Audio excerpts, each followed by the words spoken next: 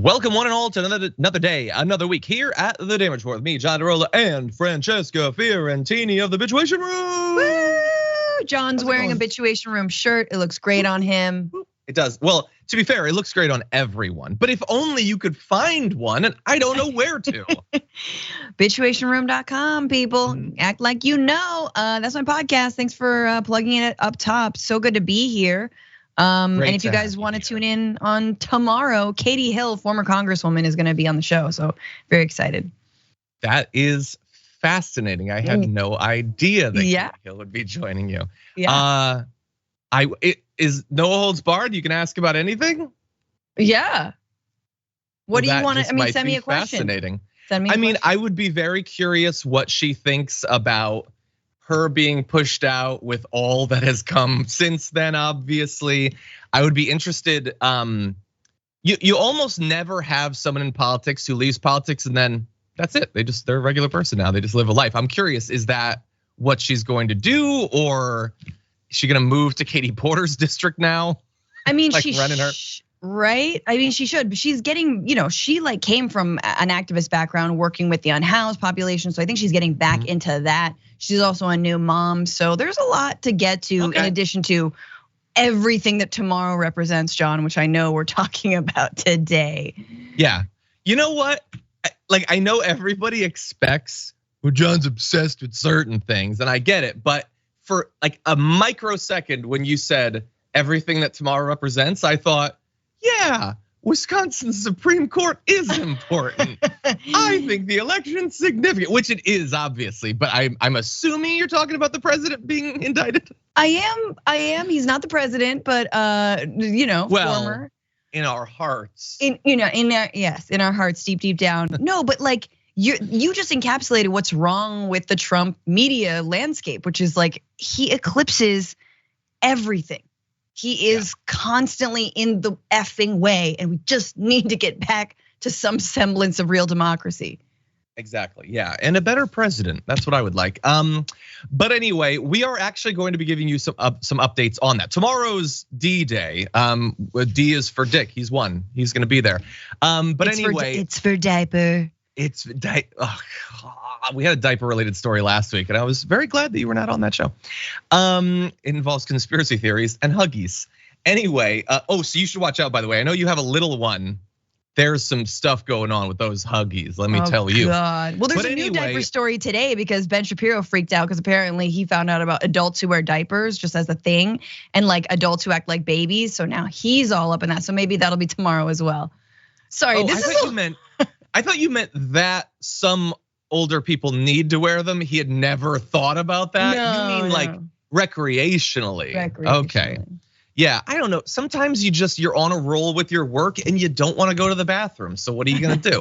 God. Anyway, okay, we got a lot that we're gonna talk about. Updates on that story. We've got goat news. Apparently, while I was gone a few weeks back, Francesca was keeping you up to date with the latest developments in goats. I have a really sad goat police story for us to talk about. We're gonna give you the latest on Andrew Tate. That's in the aftermath.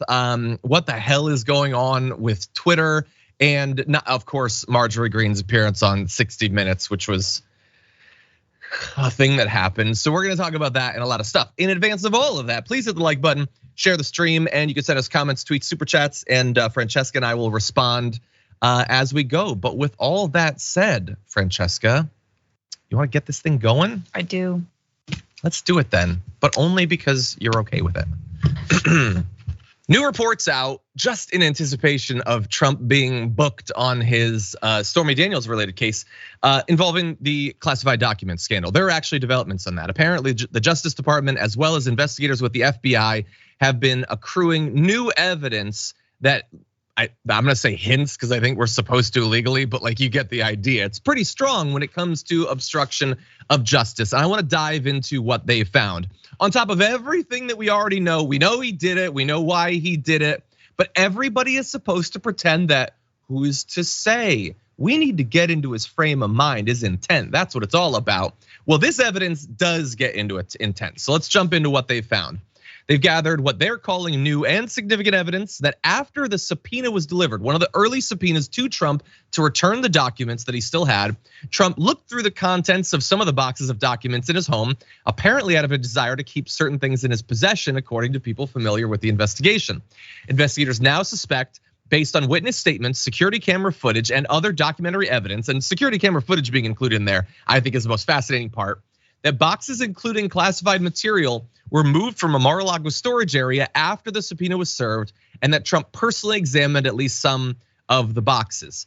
Now, this makes this, I don't think it should need to be pointed out, incredibly different from other cases involving former White House officials and classified documents.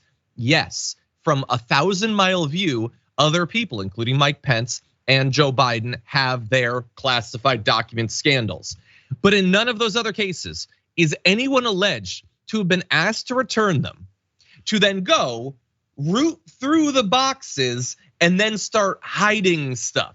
No one other than Donald Trump is being accused of anything like that. And it has led to these investigators saying that this is evidence that he himself intended to, and he also told others to mislead government officials in early 2022, even before the subpoena, about these documents.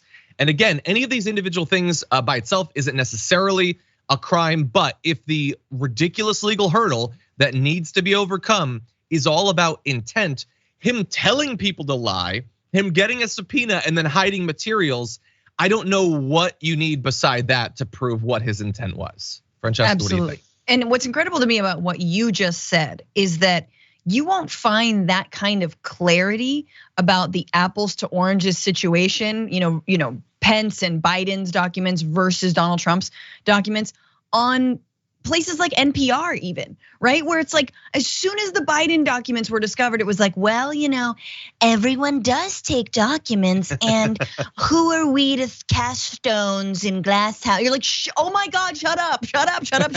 It's totally different. It's incredibly different. And here you have the proof. So you can no longer say, he can no longer say, and his lawyers can no longer say that, to quote the old Chappelle, I'm sorry, officer, I didn't know I couldn't do that. The height of white privilege, the height of what he probably is going to still try and claim. No, man, he went in there, he started rifling, he probably is on camera picking his, diaper wedgie, and he's moving stuff around. He's wiping his, chicken finger, like chicken wing hands on the outside of the box, all the stuff. And he's moving it to, I don't know, wanna bet, hang on, this all ends with some exhuming of his ex-wife. Like, where, if I were Trump, you put it with your ex-wife. That's what you do. Guys, you put the thing that you truly treasure with your ex-wife. You don't care so much about that. You care about the documents. Yeah. I obviously do not think that the odds are very high that they're gonna unearth a coffin and find documents. But if they do, man, none of those right wingers are gonna stumble for even a second in defending that. The president is allowed to stuff coffins full of documents. Everybody does it. And it's to prove that she died from the vaccine, obviously. Oh my God. Anyway, here is the crazy thing about this. It's so weird how the news cycle works. We went at least a couple of months with no updates on the documents. Yes. And then yesterday I see, this new stuff about obstruction of justice. And I thought, that's interesting. And then, but by the time we produced that, between then and going live, multiple other pieces of information also have come out. Apparently, investigators also have evidence that Trump sought advice from other lawyers and advisors on how he could keep documents after being told by someone on his team that he could not. He's just like desperately hoping that lawyers will tell him what he wants to hear, like cousin Greg asking for a way to respectfully sue someone. Like, you can want it, that don't make it likely. And then on top of that, Brett Baer today reported that multiple Secret Service agents connected to Donald Trump have been subpoenaed and are expected to testify before a DC grand jury, likely this Friday. This is a separate grand jury from the Stormy Daniels one. This is the one on the classified documents.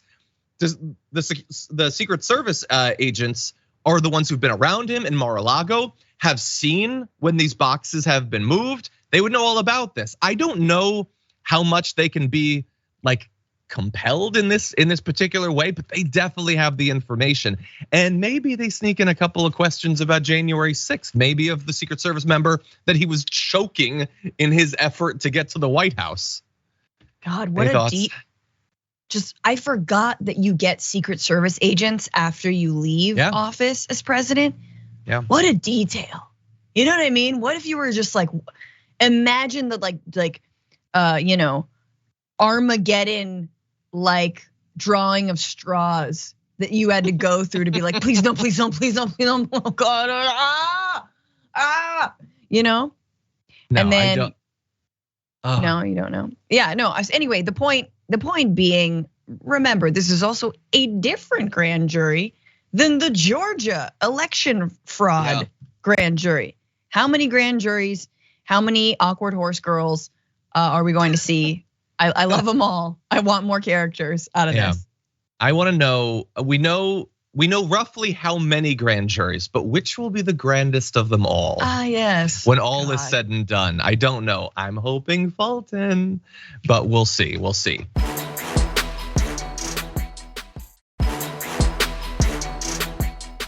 Everybody loves a good historic reference, a good quote. And in some cases, everyone loves the exact same one. So let's jump to this. Show me the man, I'm gonna find you the crime. In other words, you show me the man, and guess what? I'll find the crime. That is something that happens in communist USSR. It was, of course, Joseph Stalin who said, show me the man and I will show you the crime. Ooh, I like history and that sounds fun. Okay, TD, show me the man, bring him up. Let's see what he looks like. And we'll see if I can do what Joseph Stalin, I guess, was capable of doing. What does he look like? Oh, that's the man. Okay, I'm gonna say that the crime is falsifying business records in the first degree. To be fair, I wasn't the first person to say that. Sources close to the investigation say that that is one of the many things he will be charged with come tomorrow. And that is a felony in New York State. Now, it is possible that after all of this hullabaloo, he would be hauled in tomorrow and literally dozens of misdemeanors would be laid on his lap. I guess that is possible. I don't think most people expect that. They were expecting that if you're gonna do all this, it's because you've got a felony charge. And apparently they think that they do in this falsifying business records in the first degree when it comes to hiding the repayment of this hush money that went to Stormy Daniels. So we're gonna find out tomorrow. Francesca, there are literally expected to be at least 24, if not more charges. It might be that there are other felonies as well, but that's one of the big ones, and we'll see if they have the capability to actually prove it. I mean, there's so much more coming at this guy. Like seriously, it's so funny that they choose this quote, like show me the man and I'll show you the crime, and like the talking point and how it funnels from like Rupert Murdoch's anus down through into their little gullets, like as they have to regurgitate the line. Like I love that so much. And also it's like, no. How about choose any crime? Look at all of the crimes. I'll show you the same guy. I'll show you one guy. We are at the point, John, and this is again, I'm doing a little, sort of crystal ball looking into the future, where they're going to celebrate just how many crimes he was able to do. They'll be like, no one else has actually been able to do so many in such little amount of time, if you think about it. That's the kind of switcheroo they're gonna pull in. I give it yet less than a year. Yeah. I get that you have to fill your time or whatever. You're doing a show or whatever, and most of these people, they're not the cleverest people in the world. So, hey, a quote that seems to get me out of having to think about this. Yeah, show me the man, I'll show you the crime. Yeah, but you could say that in defense of literally anyone. It doesn't, like, can we be clear? It doesn't say anything about any particular case. They think that Hunter Biden did something China. Oh yeah, show me the man and I'll show you the crime. You think that Biden did something with Ukraine? Okay, show me the man, I'll show you the. It doesn't say anything. If you're going to talk into a camera and appear to be making a case with your body language, with your intonation, with your sidebar graphics, maybe actually say something. Just say instead it. of just throwing to a historic figure to not make your case for you. Exactly. Just in case this Dominion lawsuit, just in case they get implicated, who they don't knows? want to say anything anymore. Look, I was quoting Stalin. It just came to me. I was just following Stalin's orders. Yeah, what? Anyway, weird. I also want to add in advance of tomorrow, obviously we're going to be doing probably live coverage of him being brought in. It'll probably be occurring when we're on the air. He has apparently told advisors, Trump has, and associates, that he's prepared to escalate attacks against Alvin Bragg now that he's been formally charged, and remarked in a private moment that it's time to politically blank him up. You fill in the blank for yourself, America. Because apparently he'd been taking it easy on Alvin Bragg up until now, with the pictures of him with a baseball bat and the references to death and destruction and constant calls to protest and all that, calling him an animal, calling him Soros funded, the anti-Semitic and racist tropes that he's been throwing around. All of that's kid glove stuff. Yeah. Now he's going to get brutal. And the interesting thing is, he is getting closer and closer to the time when those sorts of attacks might actually have real consequences. Because once he's brought in, if he is making claims like that, if he is like lying about the actual legal process, if he's making these threatening remarks, then the judge, I would say, is under an ethical responsibility to either give him a gag order, or, and especially if he violates that, he can be held in pretrial detention. I'm not a lawyer, don't rely on me for your legal advice, but that is everything that I have read. Now that again would be a fairly unprecedented thing, but we are in unprecedented territory, and Trump is signaling that he wants to see how far he can go with this and test the judge's resolve. I mean, I just love, also this is a year where we saw Bannon and I believe Alex Jones do that very thing. Like Alex Jones, who's like, no, I never created a meme of the judge in this case, with devil horns. And they were like, I point you to Exhibit A, the judge with devil horns. Is this not your site? And he's like, and then you get screwed for it. Yes, you have to shut the F up at some point. That's part of this whole thing. Exactly, 100%. Or it should be. But yeah, we're gonna see. I don't at this point, I don't even want to make any predictions about tomorrow, because tomorrow could be a total nothing hamburger. It totally could be.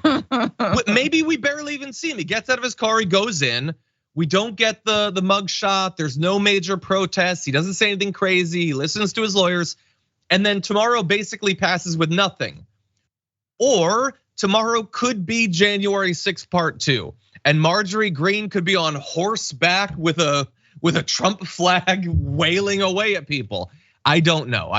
But no. Definitely stay tuned and find out together. I say if you're in the vicinity, you go and you protest. New York, show up. You know he could have never been elected to dog catcher in that town. So go show him what New York is made of, and not in a weird Eric Adams way. Yeah, no, definitely. Look, whether there are there protesters or not, there could easily be more counter protesters.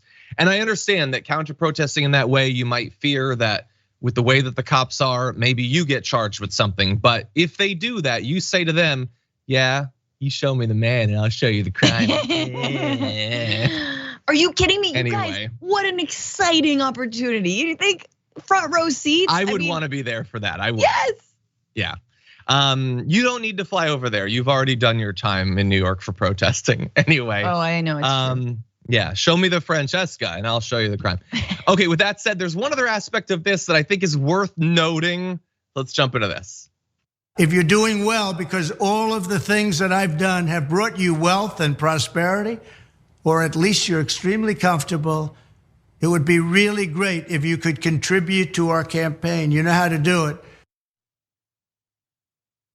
God. Yes, all of you conservatives who are at least comfortable, give that billionaire your money, because he doesn't have enough of it. I know, you've given him over $100 million since he lost the election, specifically for his legal defense. But I don't know, you just lose that money. It falls out of your pockets, you over tip a couple of times, and then you run out of your $100 million. So all of you should give to one of the wealthiest people in the country so that he can defend himself against the natural outgrowth of his horrendous illegal actions. The issue is, as easy as it is to mock his calls for more fundraising, they appear to be paying off, quite literally. He announced at least that within 1 day of his indictment, he had raised more than $4 million. And maybe more importantly, they say that 25% of those contributions came from first-time donors, claiming it confirmed his status as the clear frontrunner in the Republican primary. I don't know how that would compare to his fundraising in any other period. I don't know if 25% is a lot, but this is definitely raising money for him. What do you think? If you're comfortable, like if you sleep on a mattress, why do you need the mattress? Why don't you trade it in for cash? Strip your home of copper wiring if you do have a home. And why do you need a home? Because my home is very important to our cause. It never ends. Supporting this supposed billionaire because you might one day because a billionaire yourself, or he's looking out for your interests. He doesn't give a damn about you. And we all know that because the 25% extra people are the people who hadn't been duped into giving in perpetuity to the Donald Trump campaign, which I'm gonna say it right now. There is definitely another lawsuit coming at him for fraud and defrauding his own funders. I would love to see that. I mean, we covered in depth during the last election some of the scams that he ran against his own donors. Like when he says at the end of that video, you can donate, you know how to do it. And they do know how to do it. It's pretty easy. You respond to one of the 50 text messages you get a day or the 100 emails you get every day. You go, you sign up to donate $5, and then they just start draining your bank account on a recurring basis. Yes. And even if you sue them, they will drain as much as they can because they don't care about you. You won't get it back, yeah. No. Oh, you're like an 80-year-old person on a really fixed income just trying to support a politician who you've been duped into supporting. Hope you like living on the streets because that's where you're gonna end up as a result of helping out that dude. And help out they have. His main fundraising groups gathered about $46 million in the second half of last year, less than the nearly $50 million they raised in the same period of 2021. And I will remind you during this time, he's not in office, he's not running for anything. He's lying about having won, and he's endorsing disastrous candidates for the Senate. And for that great service that he did to the Republican Party, they gave him hundreds of millions of dollars. It's madness, Francesca. Anyway, with that said, we're gonna take our first break. When we come back, Leslie Stahl of 60 Minutes decided to give some of those just 60 minutes that she had to give to Marjorie Greene. And we're gonna be responding after this.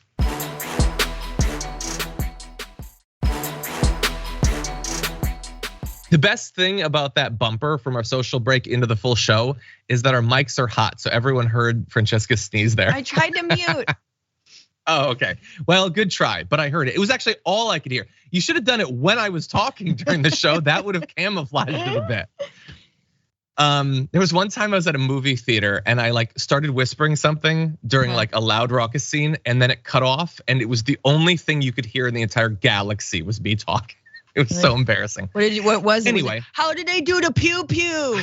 It was something embarrassing. I don't remember what. I think it was. Pew, pew? I gotta go potty. Why was I saying that at 35 years old? I don't know. That would never happen in real life. You could never do that. That was it. That was not real. Totally punching Your out. date was just like, shh, I know. She left. Anyway, okay, I don't know how we transitioned from that into serious news. Probably poorly and awkwardly. But anyway, we're not live during the weekends, which means that sometimes on Mondays, we have to take stock of a true menace from the weekend. Thus, we bring you our Monday Menace.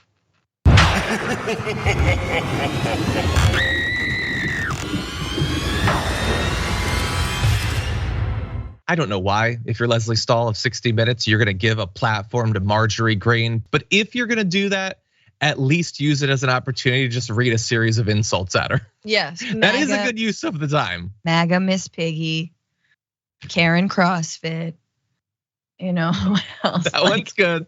I do like that.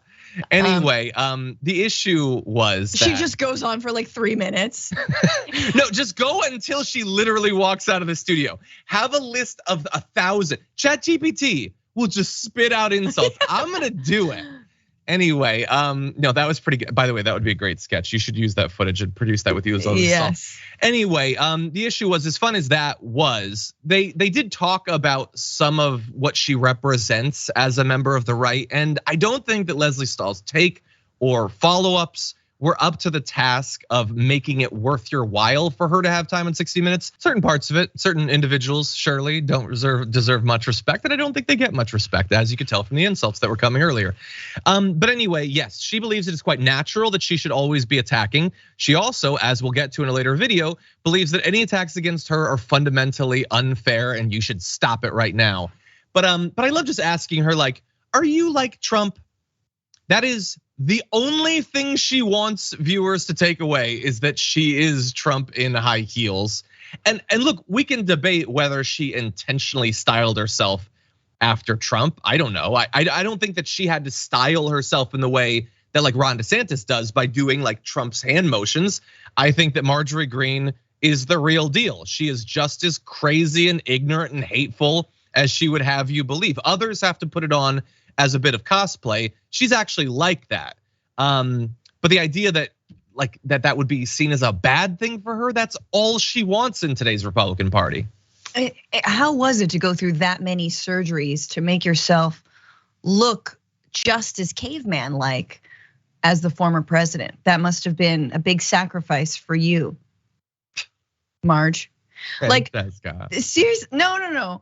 But like, here's what I hate about this. And look, I didn't watch the full interview, so maybe Lesley Stahl went on to actually speak about substance. But it's incredible to me that you can say words like, you like to be in attack mode, you're like Donald Trump, and not be specific. You know, how you both cheered on the attack on the Capitol that tried to overturn a Democratic election, which really should disqualify you from office, but certainly from being on a primetime show like this one that, used to be respected. No? Yeah. Okay, how about the fact that you both hate Mexicans? You love to talk about Mexicans a lot. Does that really bond you? Did you guys, when you guys speak Spanish, do you get like, or you hear Spanish, you get triggered together? Is that like a thing? You guys text each other when, what? Like seriously, it's incredible how we can depoliticize celebrity to that point, and it only happens with the right. It only happens if you're on the right. It doesn't happen. And they try to do it to AOC, right? Because she's arguably a celebrity. They try, and she successfully tries to bring it back to the reality, right? But honestly, like, it's incredible to me that you have incoming freshman congresspeople. I had Summer Lee, Representative Summer Lee, the first Black woman to represent Pennsylvania in history. I had her on my show. You have Maxwell Frost, the youngest congressperson the first Gen Z congressperson in Florida. These are people you should be interviewing, all right? These are people who made history. These are people who are examples to follow. These are also serious people. Marjorie Greene is a deeply unserious person, and everyone knows that. Yeah, well, I mean, the takeaway from 60 Minutes might not be that. When Lesley Stahl says in voiceover that you're smart and fearless. No. Well, then that's not her manipulating the viewers. That's you, Lesley Stahl, manipulating the viewers. You can call Marjorie Greene many things, and I will. Smart? Who the hell thinks she's smart? Politically savvy in some way to understand what brand of hatred and fear mongering might work. You could give her that. Smart? Like she's sitting down and banging out legislation, understanding the interconnectedness of different political issues and all. No actual person thinks that. And I include the people who like her. The people who like her despise the concept of somebody being intelligent. Yes. They might say that she is, but they don't actually believe that, and they don't care. They're not interested in intelligence or expertise or curiosity or research or any of that stuff. They've been trained over decades to despise it. So why would you apply that label to her? Of every label you could choose, smart, Like maybe compassionate is less accurate than smart, but there's not a lot of things on that list. But this is what elitists do. This is what elitists and like supposed centrist liberals do. Like, because they haven't, like, they're not able to say the reality of, like, we all can see she's dumb as rocks, right? She is, like, again, deeply unserious. They're like, there must be a catch, there must, what is the play here, the 7D chess? Like, why does she get, because I get my sort of, again, like, base caveman sensibilities are turned on by this specimen of, xenophobia and CrossFit, like, but what, there must be something deeper. It's like, no, there's not anything deeper, okay? It's just hoodwinking people with dumb racist lies and conspiracy theories. That's it, lady. Get over yourself. There's nothing deeper to this. That's what it is. Yeah.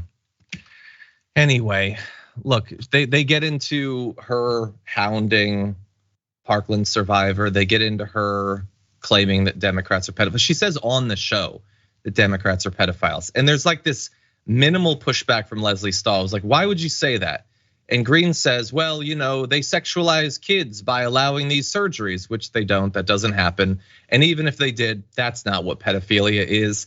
It falls apart with even the lightest touch. So maybe that's all that's needed, but I feel like you brought her on. If there's any legitimate reason to bring her on, it's to push back against that sort of like QAnoning of American politics, that everything becomes accusations of pedophilia. And when she is as ill-equipped mentally to defend those accusations as I wrote a book about wokeness woman was, about what that actually means, then that's what the interview is about. That's not one thing that you touch on. That's the only potential justification. I'm not even sure that that's a good enough justification, but that's your out. And it didn't really go that way. No, she's laundering. I mean, Leslie Stahl is laundering white nationalism, like so much mainstream news launders white nationalism. And she does it because it gets the clicks and it gets the views and it gets the eyeballs, and we're talking about it now. And look, I've said this time and time again. I think that we sort of on the left as progressives who are kind of like a lot more unafraid of a fight. I think this is our territory. This is like our turf. Like, we can go at this. We can talk about Marjorie Greene. I get it. And we also talk about a lot of other serious issues that are incredibly important that I know we're gonna get to in a second. But I hold, like, when mainstream outlets do this, they are laundering Marjorie Greene for a massive audience. They are prepping people, they are making her seem more normal, right? Even if they ask her about pedophilia, they're making that a normal thing to ask and to wonder, well, they do sexualize children. Even just that, taking the airspace to do that. John, if you had the time and the platform to interview Marjorie Greene, my God, you would not, like, tell me you wouldn't. I know you wouldn't say ask her any of that. I don't think I'd call her smart, and I don't think that she would stay long, would be my expectation. Yeah. Anyway, we'll see. I just, like, she has been attempting over the last few months to remake herself.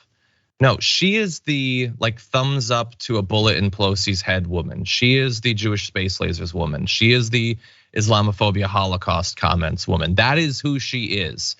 And I know some of you might think, well, you don't even need to worry about this. How is she gonna be normalized? No, anything can be normalized. George Santos is just any other congressman right now because anything can be normalized. People are not hounding him in the hallways of Congress on a daily basis because anything can be normalized. Anyway, with that said, we're gonna move on to other news. Let's do that now.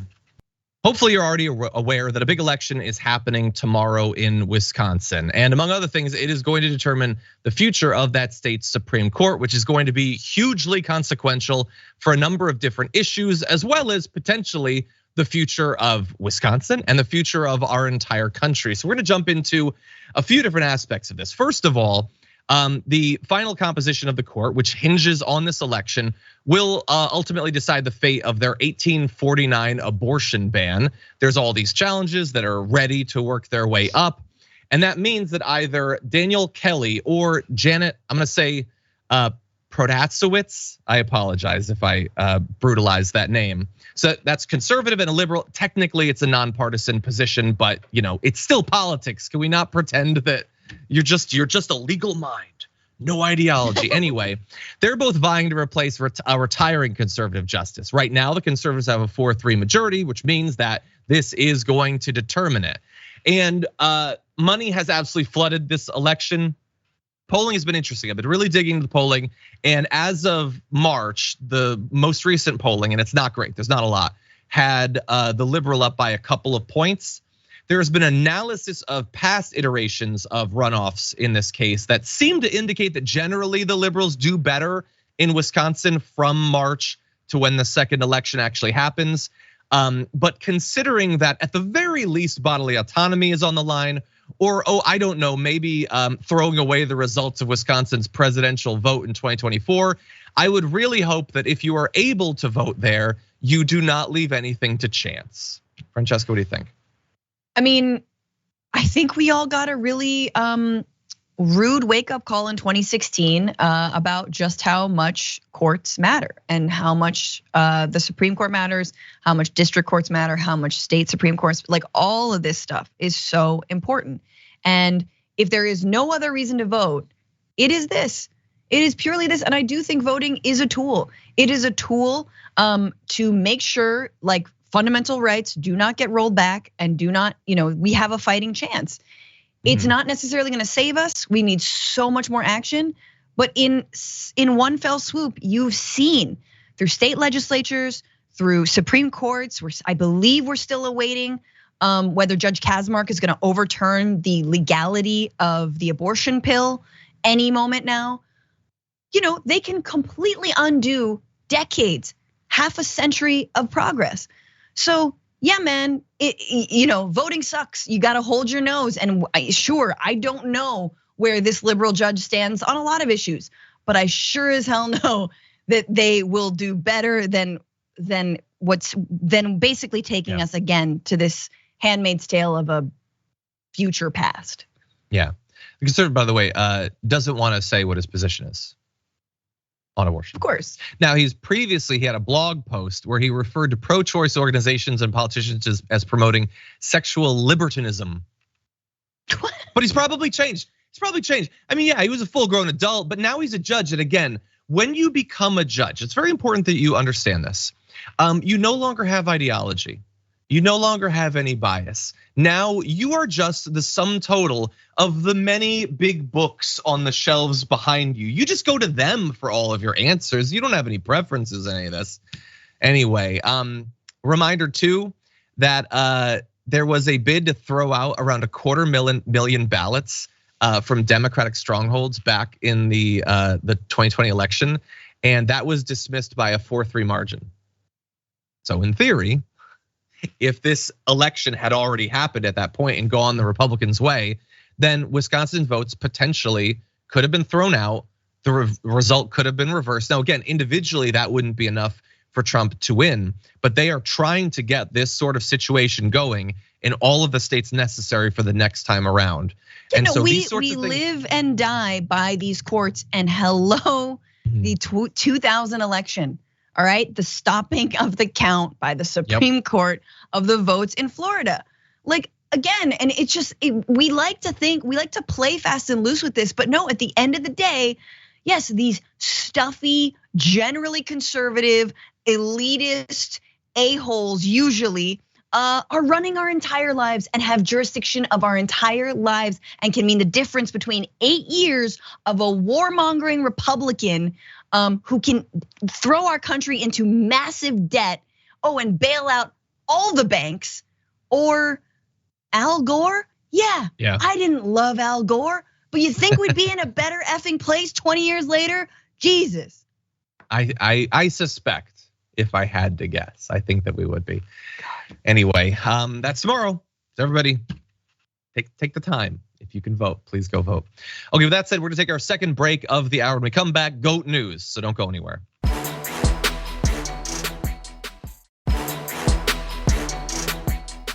Anyway, okay, let's get serious because this news is actually really unfortunate considering how it's gonna start. This is Cedar. If we can bring up this picture, you're gonna see a brown and white floppy-eared goat. Not those goats, those are anonymous goats. I don't attest to know their life story. But Cedar was a great goat. And you can see in this picture, not only Cedar, but also a girl known only as EL, the daughter of Jessica Long, who for a period of 3 months, thanks to their involvement in a 4-H program, walked and fed and bonded with Cedar. That's what this program is all about, getting kids to know animals and get comfortable around them, and then auction them off and slaughter them. So that's where it gets a little bit dark, and that's generally the way that it goes. In this particular case, EL did not want to part with Cedar, considered Cedar to be like a puppy to her, basically. And so Jessica Long, the girl's mother, reached out to the program and tried to see if they could come to some sort of agreement. She wrote this letter and pleaded for the fair to make an exception and let her and her daughter take Cedar back. They said, we'll pay you for the goat because it had been auctioned for like $900. They said, we'll pay you for that. Any other expenses, they'll pay for the cut that the fair was supposed to get. And instead, in particular, there's emotional reasons that they should make an exception. Our daughter lost 3 grandparents within the last year, and our family has had so much heartbreak and sadness that I couldn't bear the thought of the following weeks of sadness after the slaughter of her first livestock animal. And here is the response that she got from Shasta District Fair Chief Executive Melanie Silva. Making an exception for you will only teach our youth that they do not have to abide by the rules.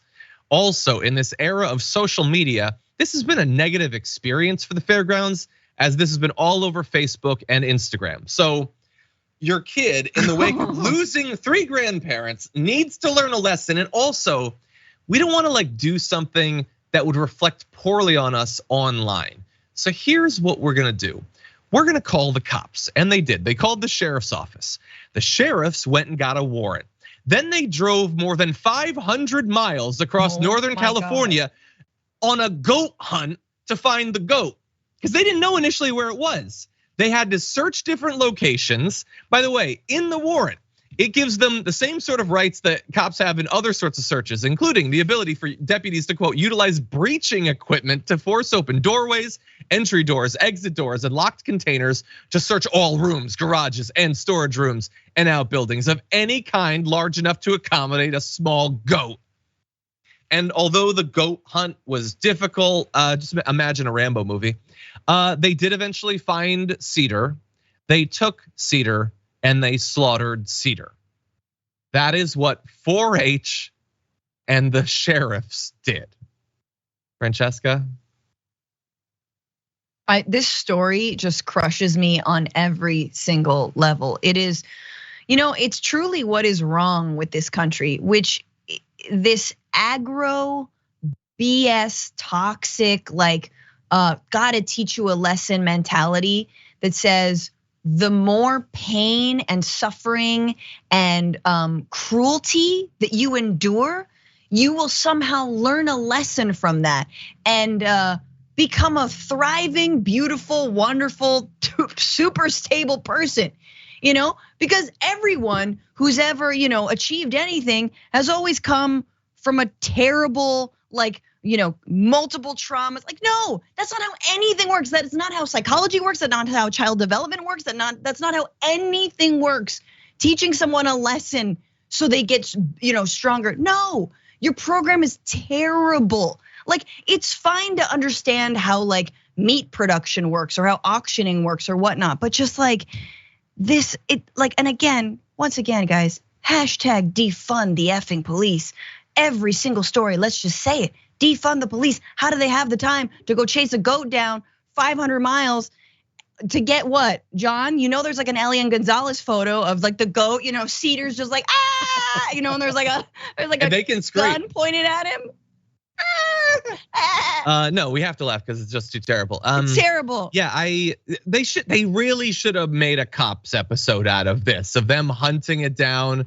The goat jumps over a fence and they ram through the fence in their car and they just keep on going. This is why people join the police, to protect and serve a goat for dinner. That's why they do it. By the way, look, 4-H it's everywhere. It's been around for a long time. I'm not gonna judge the entirety of 4-H or whatever. But the idea that in the modern era you couldn't make an exception, they will literally pay for the goat, the incredibly overpriced goat. They're willing to do that. And it just makes me sick. Not only that this happened, but that I'm sure that Ben Shapiro is gonna do a video about how they like trying to not kill the goat is like woke agriculture or something. Yes. And that the kid should like have to like eat the goat, make the kid eat the goat every bite. That's what you need to do. Ugh. God, these are broken people. So broken. Poor Cedar, poor Yell. It's all to create more Republicans. No, just the final point. It's great broken people that don't center empathy in their politics. That's what it's designed to do. Republicans, yes.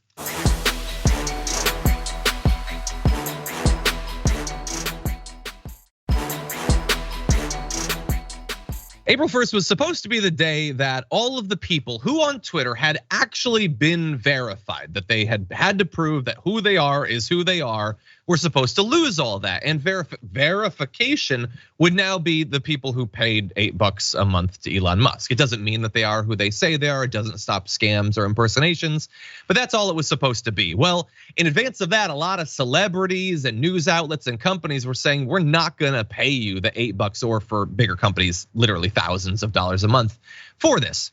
And so I was suspecting at the end of last week that Elon Musk might back off, and he has kind of done that. Sort of, but only in the worst, muskiest way. He still says that he is going to take away those verifications in a few weeks. We'll see if that happens. He's a serial liar. I don't know why anyone would trust anything he says, but he decided to do this. Take a look at what happens if you click on my verification check mark right now. It now says this account is verified because it's subscribed to Twitter Blue or is a legacy verified account. It used to say which that was. I want to be very clear. They know which it is. They just don't want you to know which it is. Elon Musk has created a product that is so toxic that they have to pretend that people whose public stance is they would never pay for it have already paid for it. That's what they're doing. And by the way, all of this from his point of view has been to stop impersonations. Now, you would have no idea if that was actually me. That could just be a random person. It would look identical, assuming they paid the $8. This is incentivizing impersonations and scams. It's to save his own butt. He is. It's just to save himself because he's like, oh, I didn't think that no one would want to pay $5 for this. No, just you and a sad sod with 500 followers would pay for this. The guy who invested all his money in Cybertruck, that guy is gonna pay for this. And so he's trying to save his own butt here, and it's not gonna work. And it's so funny. Like, he's a coward. And he doesn't understand why people are on Twitter. He doesn't understand why people use Twitter. And honestly, all the celebrities and the people he needs to keep on Twitter, a lot of those verified blue check marks that he needs to keep are the first ones who are walking away. And we're like, this place is toxic. I don't like it. There's nothing in it for me. I don't even need money, but I'm certainly not giving money. It's stealing all of my content for free. Like, why? Why would I even be here? Yeah, that's how it feels. And I'm speculating about how this will go in terms of impersonations, but if we could jump ahead to graphic 4, it's not looking great. I saw this tweet and I was honestly surprised when Elon Musk tweeted, taking everyone check marks. Do you think my kids will finally think I'm strong? Or when Howard Schultz said the union makes us strong. Or Matt Walsh said every trans man is better at sex than me. Ted Cruz liked that one, by the way, he retweeted it. Then Ted Cruz said I've personally paid for 5 abortions. They rule, actually. Also trans rights. I love this new, more compassionate Ted Cruz. Wait a second, that's not him. How would I have ever known? Anyway, this is what Elon Musk hath wrought. And people think he's a genius. God. Anyway, that's all the time we have for the first hour of the show. Thank you everyone for joining us for that. There's more to come in the aftermath, so don't go anywhere. Francesca and I will be right back.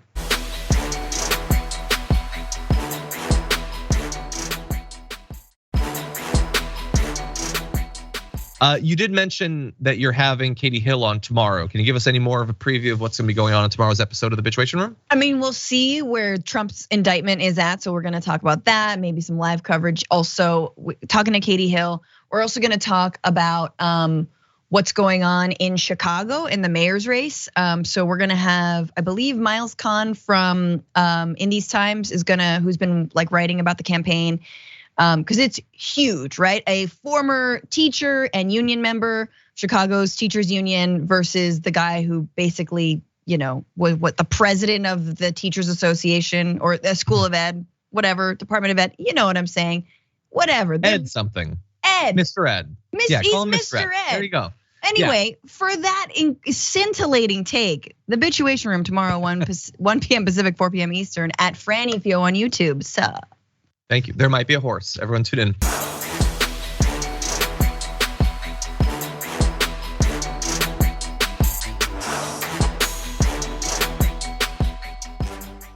Thanks for listening to the full episode of The Damage Report. Support our work, listen ad-free, access members-only bonus content, and more by subscribing to Apple Podcasts at apple.co/TYT.